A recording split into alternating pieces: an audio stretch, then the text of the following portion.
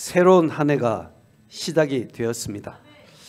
사도 바울은 복음에 붙들린 바 된 사람입니다. 복음이란 것은 예수 그리스도의 십자가로서 구원받은 사실을 기억하는 것이 복음 아니겠습니까? 예수 그리스도로 말미암아 은혜 받은 그 은혜의 복음의 말씀을 사도 바울은 마음에 깊이 생각하며 살아가는 인생이었습니다. 복음에 붙들리니까 자신의 삶의 방향이 바뀌는 거예요. 여러분, 내가 오랫동안 신앙생활을 했지만 내 삶의 방향이 바뀌지 않으면 복음에 붙들린 바 된 사람이 아닙니다. 오늘 사도 바울은 복음에 붙들린 바 되니까 자신이 살아가는 모든 일에 삶의 방향이 바뀌기 시작하면서 일평생을 구원의 감격으로 열정으로 살아가며 세상을 변화시킨 사람이 사도 바울이라고 우리는 알고 있습니다. 그에게는 특별한 세상을 이길 수 있는 믿음의 유전자가 있다라는 것을 저는 오늘 본문의 말씀을 통해서 보게 되었습니다. 아, 사도 바울은 특별한 믿음이 있구나. 그 믿음 때문에 이 세상을 이길 수 있는 용맹스러운 믿음을 가진 자이구나라는 사실을 오늘 저는 본문을 통해서 발견하면서 우리에게는 세상을 이길 수 있는 믿음의 유전자가 있다라는 제목으로 말씀을 드리려고 합니다. 자, 우리 옆 사람에게 인사해 볼까요? 우리에게는 세상을 이기는 믿음의 유전자가 있습니다. 세상을 이기는 믿음의 유전자가 있습니다. 우리는 능력으로 세상을 이길 수 없어요. 나의 외모로, 나의 지혜로, 나의 어떤 힘으로 세상을 변화시킬 수 없는데 오늘 사도 바울 역시 자신의 힘으로는 세상을 변화시킬 수 없었는데 그에게 가지고 있는 특별한 믿음의 유전자가 있었는데 그것으로 인해서 그는 세상을 변화시키는 인물이 될 수 있었습니다. 그 유전자는 바로 하나님이 내 편이시라는 확신된 믿음이었습니다. 하나님이 내 편이시다. 하나님이 내 보호자시고 하나님이 나를 책임지시는 분이시라는 확고한 믿음이 오늘 사도 바울에게 있었음을 우리는 기억할 수 있습니다. 31절의 말씀에 보니까 그런즉 이 일에 대하여 우리가 무슨 말을 하리요. 그래서 이 일이라는 것은 뭐냐면은 하나님이 미리 나를 아시고 정하시고 부르시고 의롭게 하시고 영화롭게 하셨다라는 이 사실을 사도 바울은 이미 알고 있었다라는 것입니다. 하나님이 나를 불러주시고 하나님이 나를 영화롭게 하셨다라는 이 사실을 알고 이 사실에 대해서는 내가 아멘할 뿐이요 순종할 뿐이다 라고 말씀하고 있습니다. 사랑하는 성도 여러분, 우리 하나님이 나를 부르심에 대해서 우리는 아멘으로 감사할 뿐이죠. 아멘, 아멘, 믿습니다 라는 믿음으로 사도 바울이 서 있습니다. 또한 만일 하나님이 우리를 위하시면 누가 우리를 대적하리요. 자, 33절의 말씀 읽어볼까요? 33절 시작. 누가 능히 하나님께서 택하신 자들을 고발하리요. 의롭다 하신 이는 하나님이시니. 아멘. 아멘. 누가 하나님께서 택하신 자를 고발하리요. 그랬어요. 34절에는 누가 정죄하리요 라고 말하고 있습니다. 그래서 하나님이 나를 부르시고 하나님이 나를 택하시고 하나님이 축복하신 이 일에 대해서는 우리가 아멘할 수밖에 없지 않습니까? 아멘으로 순종할 수밖에 없지 않습니까? 그럼에도 불구하고 하나님이 택하신 백성인데 누가 우리를 정죄하고 누가 우리를 고발하겠습니까? 라고 말하는 것은 우리를 고발하고 대적하는 존재가 있다라는 뜻입니다. 바로 그는 사탄 마귀라는 거예요. 계시록 12장 10절의 말씀에 보면 우리 하나님 앞에 밤낮 우리를 참소한다 그랬어요. 사탄 마귀는 끊임없이 우리를 참소하고 우리의 죄를 고발하고 있습니다. 저 사람은 악한 죄를 지었습니다. 저 사람은 주일 예배도 한 번도 오지 않고 매일매일 뺀질뺀질했습니다. 사탄 마귀는 하나님 앞에서 우리를 계속 정죄하는 거예요. 참소하는 거예요.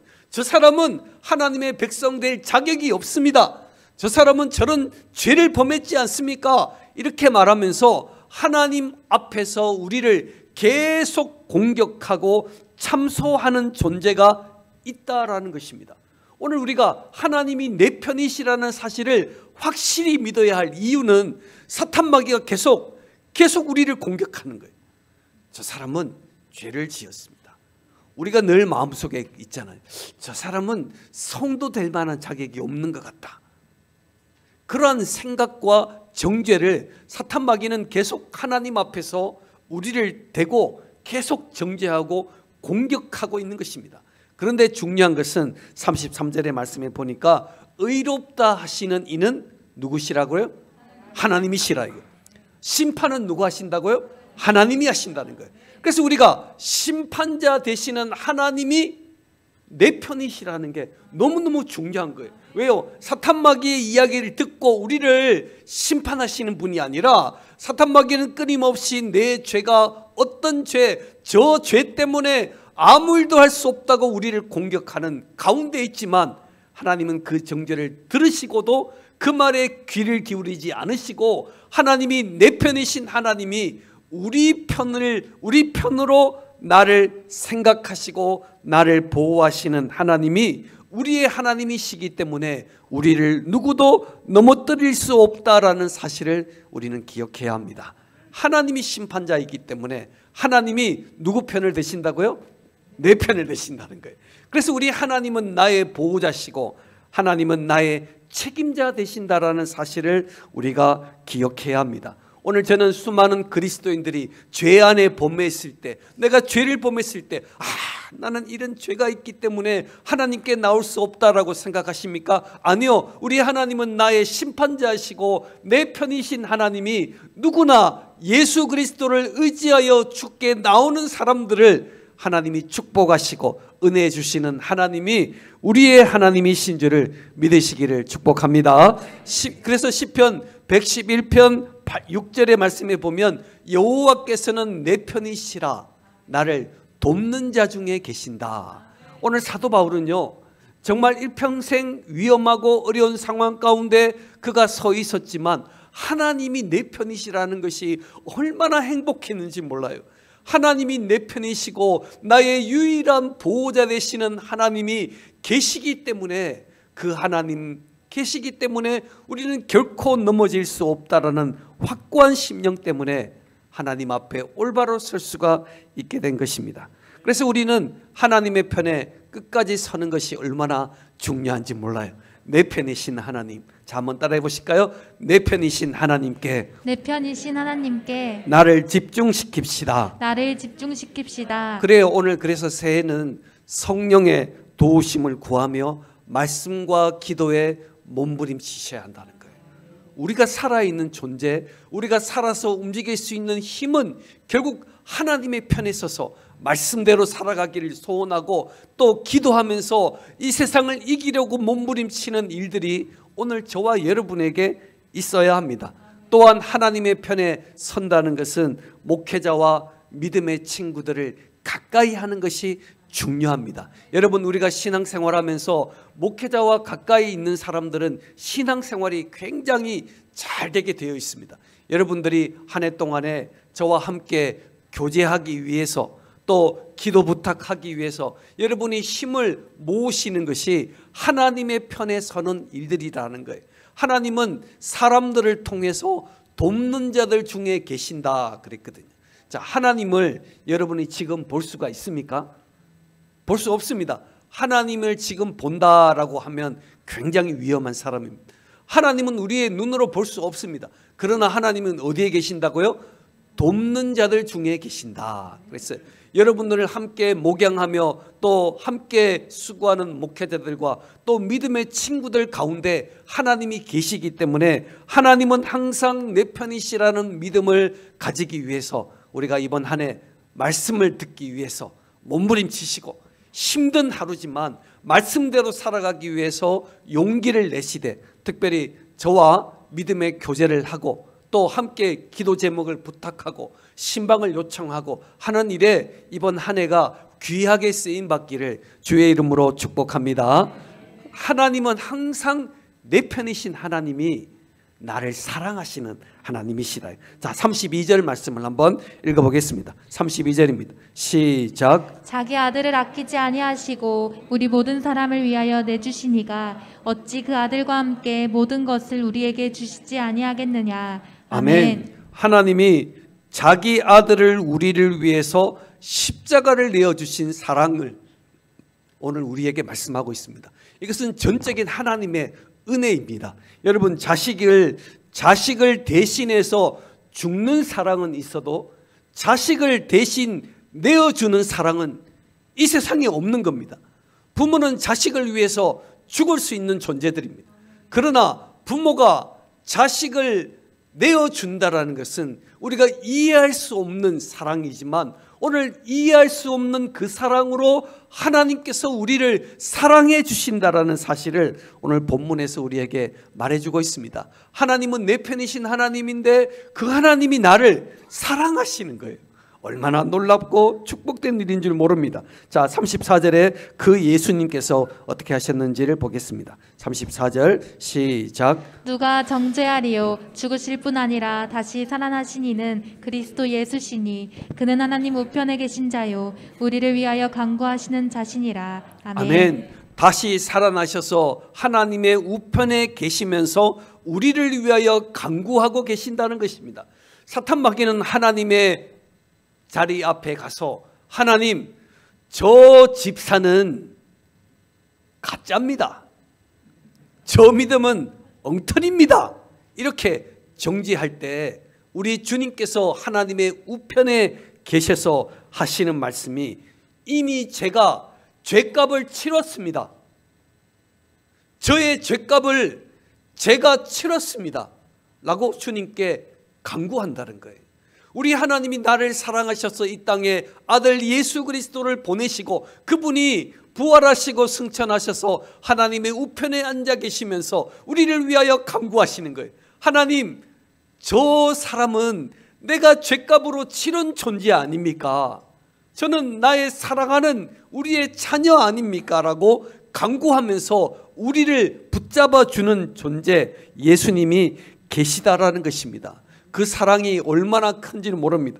그 사랑이 너무 크기 때문에 35절의 말씀을 한번 보겠습니다. 35절 시작. 누가 우리를 그리스도의 사랑에서 끊으리요 환난이나 곡고나 박해나 기근이나 적신이나 위험이나 칼이나. 아멘. 아멘. 그리스도의 사랑이 너무 커가지고 누구도 그 사랑을 끊을 수 없다 이렇게 말씀하셨어요. 하나님이 우리를 붙잡은 이 손은 결코 누구도 끊을 수 없다라고 말씀을 하셨습니다. 심지어는 이 세상 가운데 고난인 환난을 만날지라도 이 환난은 사도 바울이 감옥에 가고 매를 맞고 돌 던짐을 당했습니다. 그가 예수 그리스도를 증거했더니 돌을 던지고 매를 때리고 감옥에 갇히는 그런 환난을 만났지만은 그리스도의 사랑 때문에 이 환난을 내가 이길 수 있었습니다. 이 말을 하고 있는 것입니다. 공고함이라는 것은 교회에 대한 억눌림과 염려를 말하는 거예요. 오늘 사도 바울은 감옥에 있으면서도 계속 염려했습니다. 빌립보 교회가 어떻게 될까? 에베소 교회가 어떻게 될까? 고린도 교회가 어떻게 될까? 생각하는 공고함이 사도 바울에게 있었습니다. 하지만 그리스도를 사랑하는 그 사랑 때문에 공고함도 이길 수 있었다라고 말합니다. 핍박은 동족에 의해서 핍박을 당하고 이방인들에게 핍박을 당했지만 아무리 나를 핍박해도 그리스도의 사랑에서 나를 끊을 수 없을 만큼 그 사랑은 너무나 강력한 사랑이라고 말을 하고 있습니다. 심지어는 기근을 만났습니다. 제대로 먹지도 못했습니다. 심지어는 춥고 배고픈 적신의 경험을 했습니다. 때로는 위험을 당하고 칼의 위험으로 사도 바울을 죽이지 않으면 잠도 자지 않겠다라고 말하는 수많은 사람들의 위협의 칼 속에서도 그리스도의 사랑이 그를 끊을 수가 없었다라고 사도 바울이 고백하고 있는 그 사랑의 힘은 사도 바울뿐만 아니라 믿음의 수많은 선진, 믿음의 수많은 사람들도 극심한 고난 속에서 그리스도의 사랑 때문에 기꺼이 목숨을 내어놓을 수 있었습니다. 수많은 초기에 수많은 성도들이 톱에 쓸린 바 되어 죽음을 당하고 사자굴에 던진 바 당하고 화랍불에 던진 바닥에서 마지막 순간의 죽음의 위험 속에 그들이 빠져 있었을지라도 주님을 사랑하는 그 사랑이 결코 그 고난 때문에 자신이 하나님을 잃어버리는 경험이 아니라 오히려 하나님을 가까이 만날 수 있었다라고 말하고 있는 것입니다. 사랑하는 성도 여러분, 신앙의 수많은 선진들이 그리스도의 사랑 때문에 주님의 사랑이 너무나 커서 아무도 끊을 수 없는 그 사랑 때문에 온 마음을 다했던 것처럼 저와 여러분이 그 사랑을 누릴 수 있기를 주의 이름으로 축복합니다. 여러분, 극심한 고난을 당할지라도 여러분 그리스도의 사랑을 생각하면 다 극복할 수 있습니다. 나를 위하여 십자가 지시고 나를 위하여 죽기까지 마지막 피를 흘리신 주님의 그 사랑을 생각한다면 우리는 마지막 순간까지 하나님 앞에 설 수가 있게 되는 것입니다. 사랑하는 성도 여러분, 처음 사랑의 마음을 회복할 수 있기를 주의 이름으로 축복합니다. 하나님을 사랑하는 마음이 있으면 고난을 이길 수 있는 힘이 생깁니다. 하나님을 사랑하는 마음을 가지면 잘못된 습관을 끊어버리는 결단을 할 수 있습니다. 여러분, 처음 사랑을 기억하십시오. 하나님을 처음 만나고 주님을 처음 만나서 너무너무 감격스럽고 너무너무 감사해서 내 사랑을 표현할 길이 없었던 그 사랑의 마음을 여러분 기억하시면 잘못된 습관 끊을 수 있습니다.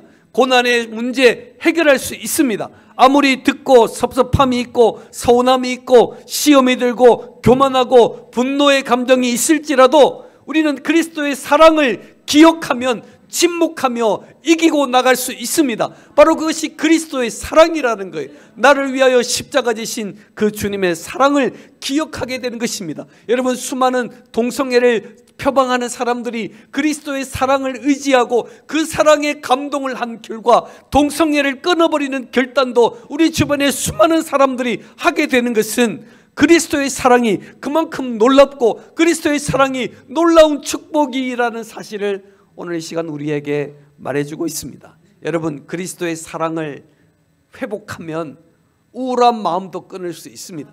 질병도 끊을 수 있습니다.